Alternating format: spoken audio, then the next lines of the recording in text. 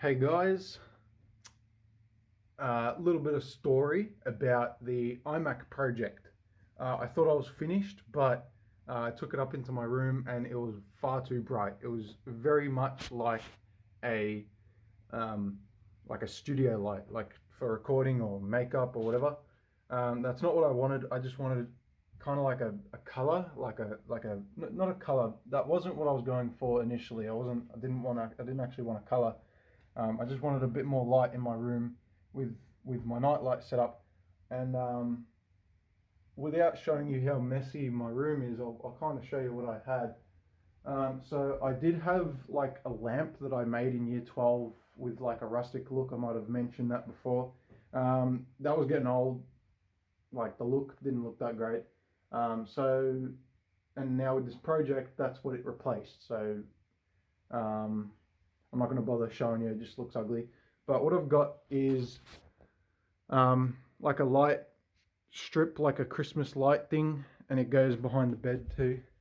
It kind of lights up behind up there as well.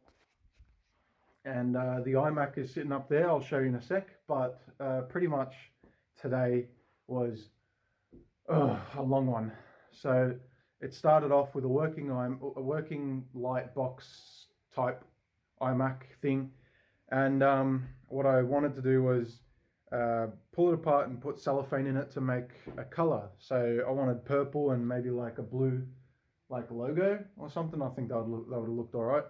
But what I ended up deciding on is to take the LED out and replace it with RGB LED. So instead of filtering color away to get a specific color, you only emit that specific color. So I just think of it as a more efficient way of doing it. Instead of putting out white light and blocking off colors that you don't want to come through, you only emit those colors that you want to come through. So I like that idea better. It's more efficient.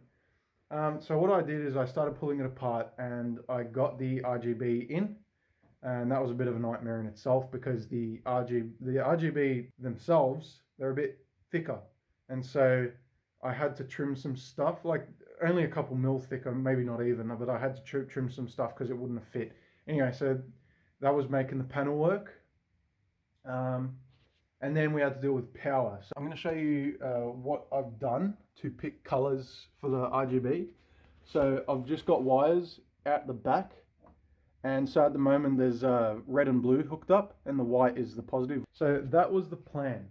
What ended up happening was the power supply blew up. And I lost it. Anyway, so I'm like, shit, I've got to find another power supply. Luckily there was another power supply around. And so I started wiring it up to use with that. And I'm like, well, I better check that the power supply is actually dead. So it blew up. It looked like it blew a capacitor with all the sparks and shit. But I had to wait till everyone was off the computers in case I blew the house switch again, which I did the first time. So I had to wait till everyone was off the computers, and then I had to put mum onto hotspot because she's on Zoom with her friends.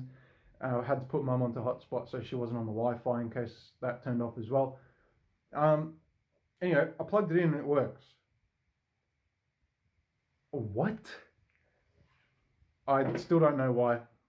Anyway, so me and Dad were thinking it over, and we're like, or it could be shorting to earth, because when I tested it, it wasn't earthed, which is probably a no-no, but I was away from it and I like plugged the plugs in. I wasn't anywhere near it when I was plugging into raw AC, and I didn't have the right plugs, but I was doing a pretty dangerous thing, but I was doing it safely, I guess. I was far away from it.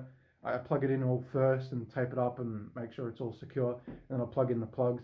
But anyway, scary stuff. So I know what I'm up against, and I took precautions. But anyway, so it worked. So it worked with no earth. So, but the chassis in the iMac has an earth.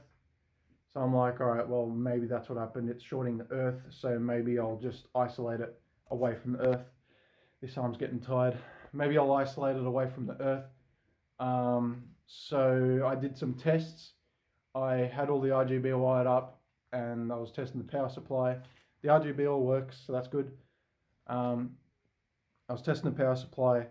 First I did it without it earthed, and it worked. Then I connected it to the earth and it worked, and I was testing one color at a time. And yeah, so it worked earthed. So we've got no idea what's going on. It works now. It's working. It is working now. Okay, so yeah, so we were testing blue. Then I connect blue and red to get purple. Then I connect, and it works. Then I connect blue, purple, and green. The three colors is what made it blow up in the first place. I connect up all the three colors and it still works. Okay, great. I don't have to use another power supply. So very anticlimactic end to the story, but I was so relieved that I didn't have to use another power supply, because the power supply that comes with the Mac, they're pretty intense. Apparently they're rated 12 volt, 15 amp, and that's a pretty good power supply. And seeing that I'm only using 1.2 amp to run this LED strip, there's plenty of headroom.